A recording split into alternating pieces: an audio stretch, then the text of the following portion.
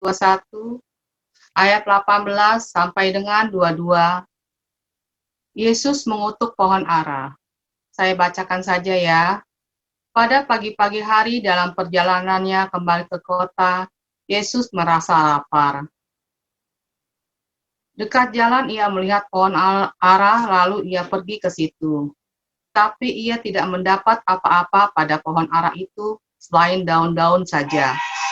Katanya kepada pohon itu, "Engkau tidak akan berbuah lagi selama-lamanya," dan seketika itu juga keringlah pohon ara itu. Melihat kejadian itu, tercenganglah murid-muridnya, lalu berkata, "Bagaimana mungkin pohon ara itu sekonyong-konyong menjadi kering?" Lalu Yesus menjawab mereka, "Aku berkata kepadamu, sesungguhnya jika kamu percaya dan tidak bimbang, kamu bukan saja dapat berbuat apa yang kuperbuat dengan pohon ara itu, tetapi juga jikalau kamu berkata kepada gunung itu, beranjaklah dan tercampaklah ke dalam laut, hal itu akan terjadi. Dan apa saja yang kamu minta dalam doa dengan penuh kepercayaan, kamu akan menerimanya." Demikianlah firman Tuhan. Syukur kepada Allah. Dalam perjalanan Yesus bersama murid-muridnya, sampailah Yesus di kota Betania dan bermalam di situ. Pada keesokan harinya, saat hari masih pagi-pagi, Yesus kembali melakukan perjalanannya kembali ke kota. Yesus merasa lapar saat itu, dan tidak jauh dari tempat Yesus berdiri, Yesus melihat ada pohon ara. Pohon ara itu seperti pohon berbuah lainnya yang dapat berbuah dan buahnya dapat dimakan. Maka Yesus berjalanlah menghampiri pohon itu, tetapi apa yang dilihat oleh Yesus? Ketika Yesus berdiri di depan pohon ara itu, Yesus tidak mendapat apa-apa pada pohon itu selain daun-daun saja. Maka Yesus berkata kepada pohon ara itu, "Engkau tidak akan berbuah lagi selama-lamanya." Dan seketika itu juga pohon itu keringlah pohon ara itu. Mungkin kalau saat itu kita berada di sana di samping Yesus, kita pasti juga merasa kaget dan bingung. Mengapa Yesus langsung mengutuk pohon ara itu? Alasannya adalah karena layaknya sebuah pohon yang diciptakan oleh Allah Bapa dengan beraneka ragam jenisnya dan manfaatnya, seperti misalnya pohon bunga. Diciptakan oleh Allah Bapa agar saat pohon itu berbunga dapat menghibur orang yang melihatnya karena keindahan bunga yang dihasilkan oleh pohon itu. Sehingga pohon bunga itu ada manfaatnya dan tidak sia-sia. Sedangkan pohon ara itu tidak. Kehidupan tidak berbuah sama sekali, satupun juga tidak berbuah. Kehidupan yang telah diberikan Tuhan kepadanya tidak ada di manfaatnya dan tidak dimanfaatkan. Pohon ara itu tidak memanfaatkan semaksimal mungkin kehidupan yang telah diberikan Tuhan kepadanya. Jadi, kita sebagai makhluk ciptaan Tuhan yang diberikan kelebihan akal, budi daripada ciptaan yang lainnya, harus lebih giat lagi memanfaatkan apa yang telah diberikan Tuhan, apa yang telah diberikan Tuhan kepada kita. Jangan kita bermalas-malasan. Kita harus lebih lagi memanfaatkan karunia-karunia yang telah diberikan Tuhan kepada kita. Pada ayat 19, ini juga kita dapat mengerti bahwa saat Yesus mengeluarkan kata-kata kutuk dari mulutnya, sekonyong-konyong keringlah pohon itu. Jadi, kita sebagai orang yang telah mengenal Yesus dan menjadi murid Yesus, harus dapat menjaga semua yang akan kita katakan. Dari mulut kita harus lebih menyaring kata-kata yang akan kita keluarkan, kata kita katakan, karena bisa saja kata-kata yang kita keluarkan itu menjadi berkat atau kutukan. Kalau bicara yang enak-enak saja didengar, jangan menyindir atau menyinggung perasaan orang lain. Apalagi kalau kita berada di sekitar orang nanti orang yang ada di sekitar kita juga merasa tidak enak. Dan juga kalau kita berbicara untuk diri kita sendiri, jangan mengeluarkan kata-kata yang seperti sumpah. Karena apa yang kita katakan itu akan menjadi masa depan kita. Keluarkan kata-kata yang positif juga untuk diri pribadi kita mengenai apa yang hendak kita lakukan. Buang segala pikiran negatif dalam pikiran kita, dan kita masukkan segala pikiran yang positif ke dalam pikiran kita.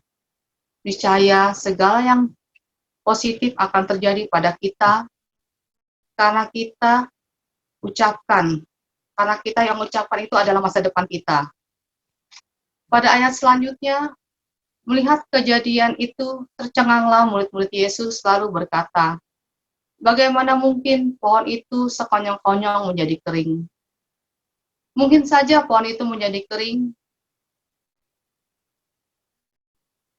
karena apa yang dikeluarkan dari mulut Yesus mempunyai kuasa.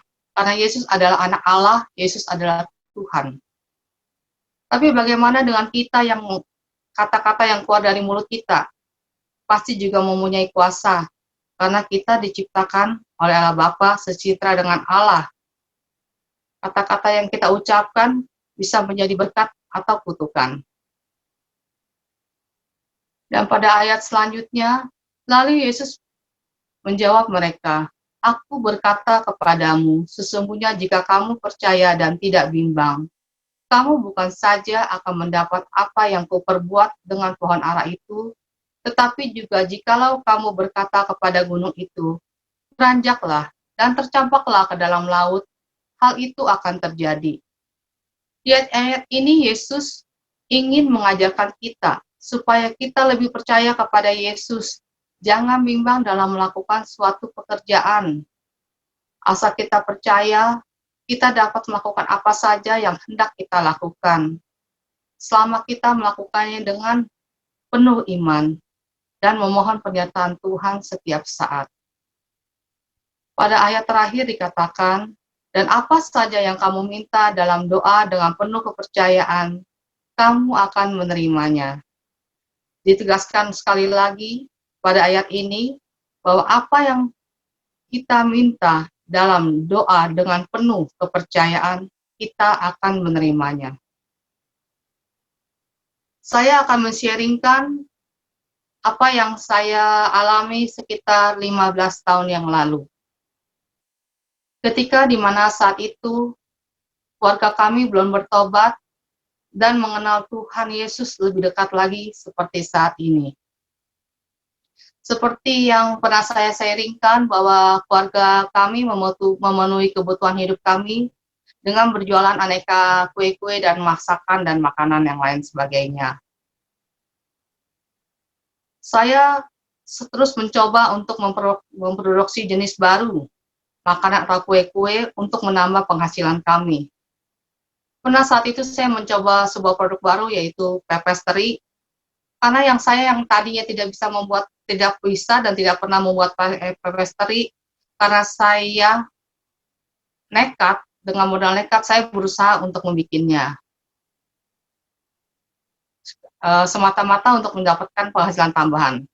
Akhirnya jadilah pepes-teri itu dan terjual habis. Selang beberapa jam kemudian ada SMS masuk dari orang yang membeli pepes-teri saya. Komplain, katanya, Mei, ini pepes teri atau pepes tomat? Kok banyakan tomatnya? Kalimatnya tidak panjang, cukup singkat. Tapi sampai membuat saya kaget. Saya sudah berusaha semaksimal mungkin. Ternyata masih mendapat komplain juga. Salah di mana? Saya sedih, saya sampai menangis saat itu.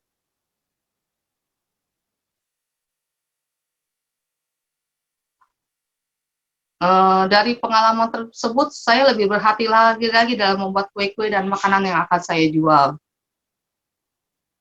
Seiring waktu berjalan, akhirnya saya pun mulai mengerti bahwa pada saat saya membuat pepes-teri itu, saya hanya mengandalkan kekuatan saya saja.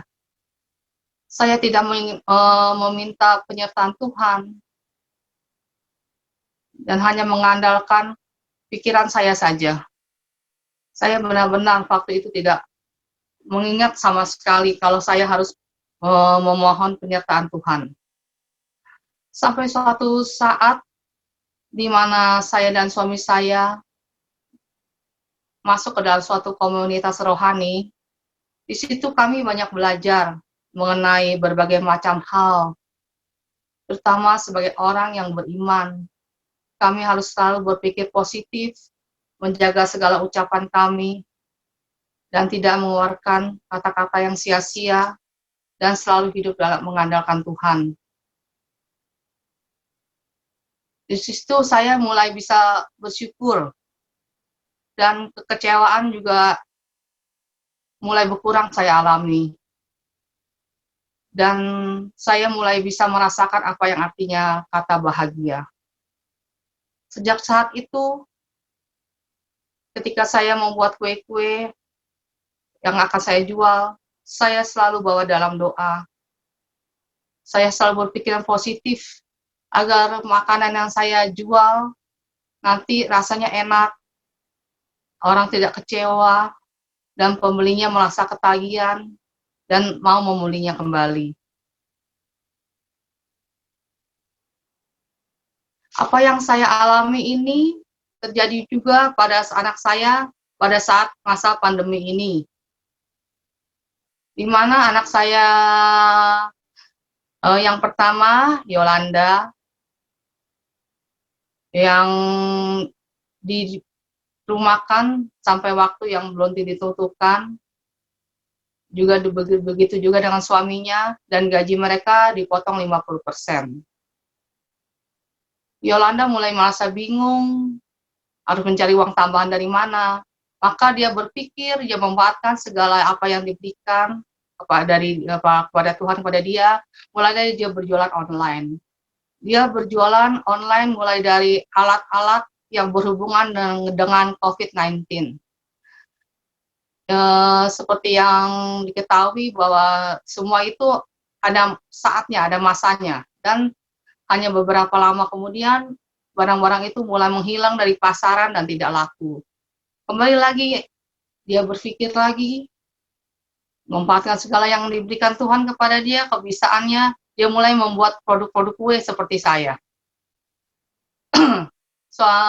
Suatu saat dia memposting gambar kue yang akan dia jual, yaitu kue onde-onde atau maco. Dia posting sedemikian rupa. Kalau menurut saya sih itu gambarnya bagus ya, menarik ya. Dia jual satu kotak itu isinya 15 piece, 25.000. Tapi langsung dapat komen dari suaminya, mahal amat, kemahalan katanya. Dan anak saya yang kedua juga komen, mahal, jualnya 20.000 aja. Dan ketika saya membacanya, langsung saya komen lagi. Jangan jual di bawah 20.000.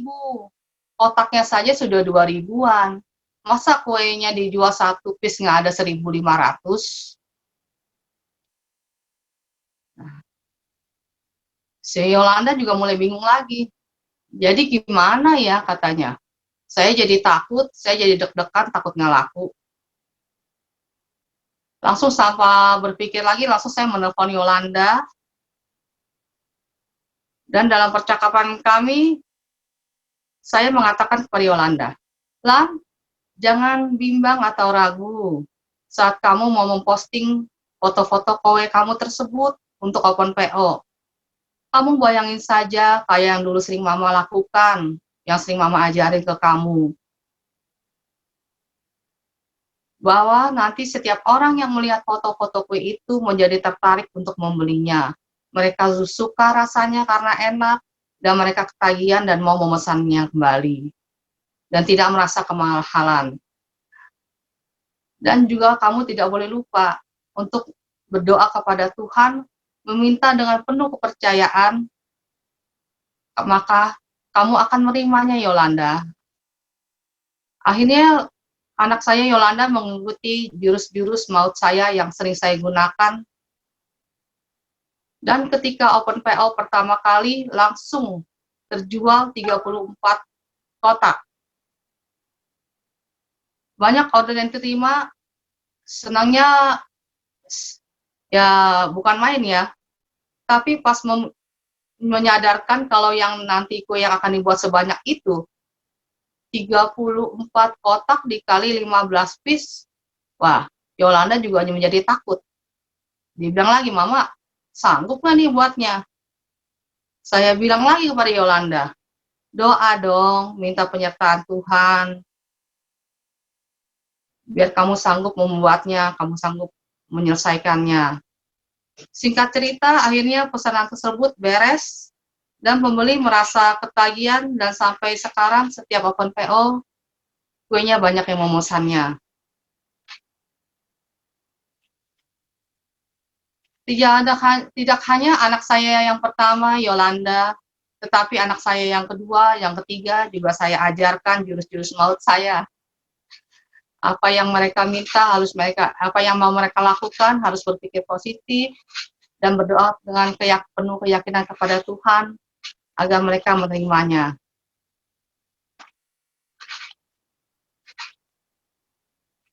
Demikian teman-teman sharing saya.